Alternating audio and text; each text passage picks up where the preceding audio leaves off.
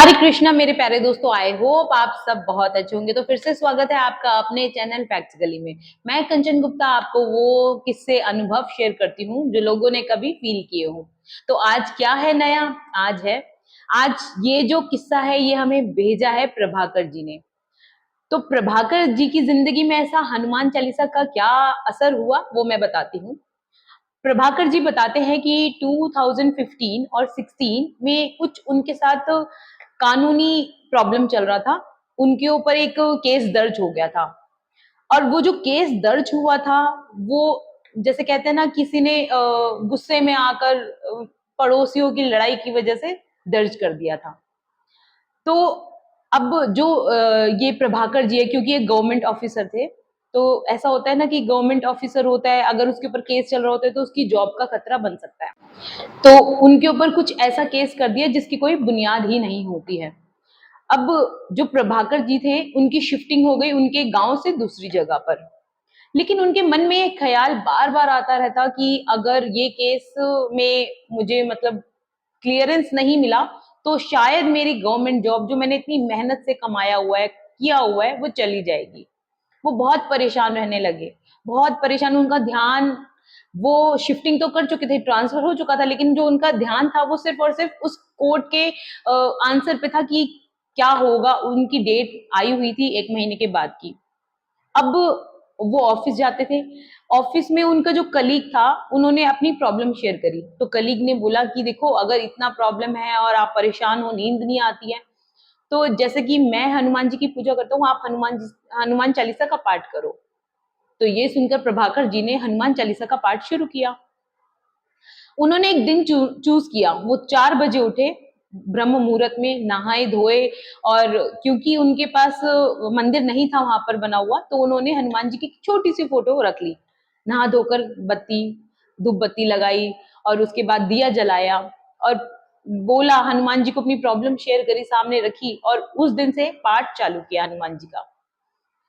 Day 1 2 3 4 बीतते गए, बीतते गए, बीतते गए। वो कहते हैं कि रात में वो ये सोच कर, क्योंकि देखिए हर कोई अपना करियर बड़ी मेहनत से बनाता है, और किसी के झूठे आरोप की वजह से अगर आपकी जॉब, काम चला जाए तो आपको बहुत तकलीफ होती है। कुछ ऐसा ही प्रभाकर जी के साथ हो रहा था, क्योंकि वो बहुत मेहनत से उन्होंने जॉब कमाई थी और कोई भी किसी के झूठे आरोप की वजह से अपनी जॉब खतरे में नहीं डाल सकता। तो वो रात दिन सो नहीं पाते थे।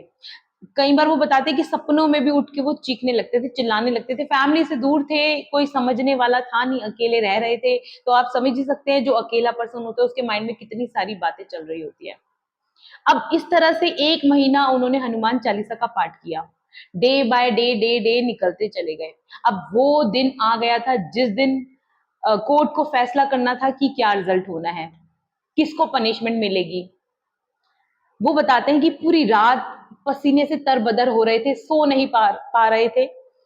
फिर एकाएक उनकी आंख लगी। आंख जब लगी तो उनके सामने उन्होंने ऐसा फील किया कि सपने में हनुमान जी उन्हें साक्षात दर्शन दे रहे हैं और आशीर्वाद दे रहे हैं कि तुम विजयी होगे। उनकी आंखें खुली।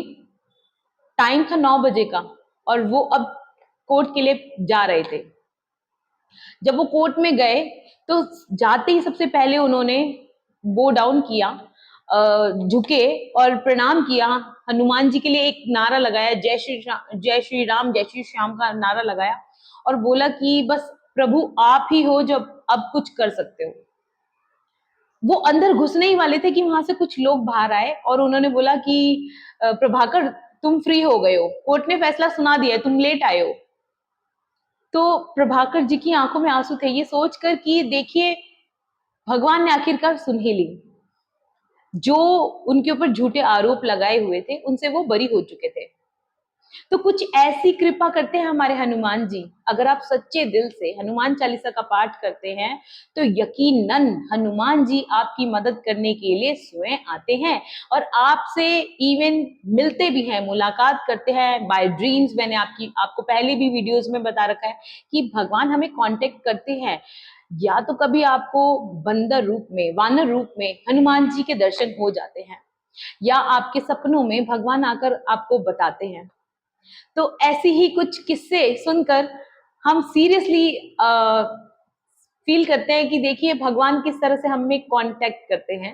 तो अगर आपके साथ भी कोई ऐसा किस्सा अनुभव हुआ है तो प्लीज मुझे नीचे दी गई मेल आईडी पे जरूर शेयर करना, ताकि मैं बाकी लोगों को भी मोटिवेट कर सकूं कि जब आपको ऐसा लग रहा हो कि आप हार चुके हो तो हार मत मानना, क्योंकि दुनिया रचने वाले को भगवान कहते हैं और संकट हरने वाले को हनुमान कहते हैं। जय श्री श्याम, जय श्री राम।